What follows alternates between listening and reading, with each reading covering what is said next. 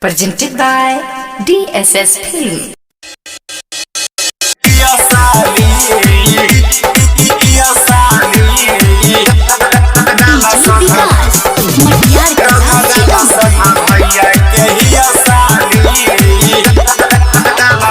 होली खेले आइल बिया दीदिया के गाँव छत पर चढ़ के नजर हेने होने मारे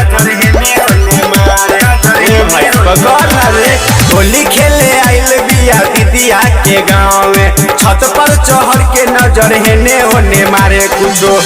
बोला बोलिया ई तगाली कुछो बोला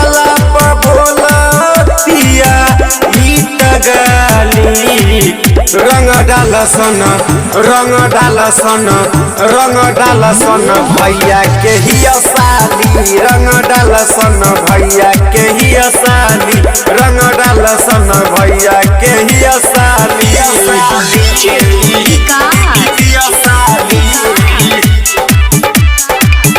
रंग डाल सन भैया के हिया साली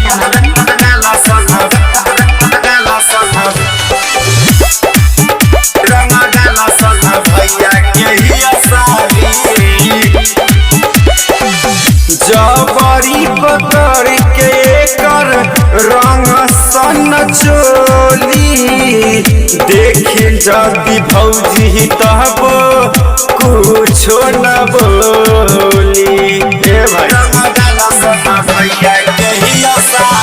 जबरी पकड़ के कर रंग सन चोली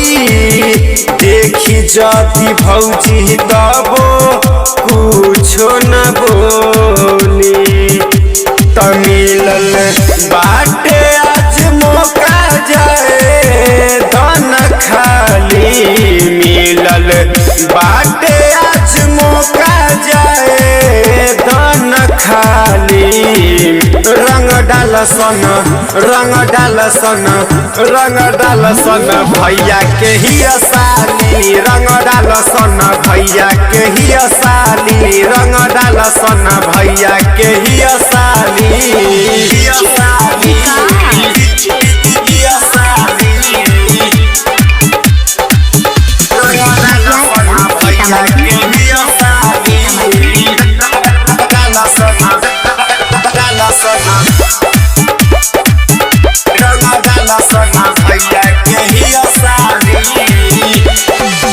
मोटा पिचकारी से नूरन साध निशाना अफजल अनजाना है कर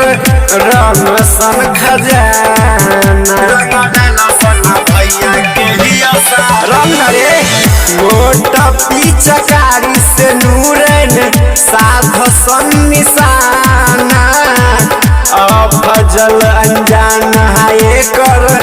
रंग सन खजाना राजा रंग बाज रंग सन कर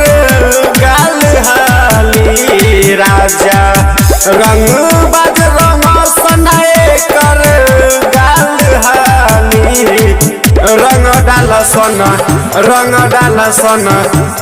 डाल सन भैया के हिया साली रंग डाल सन भैया के हिया साली रंग डाल सन भैया के हिया साली डाल रे।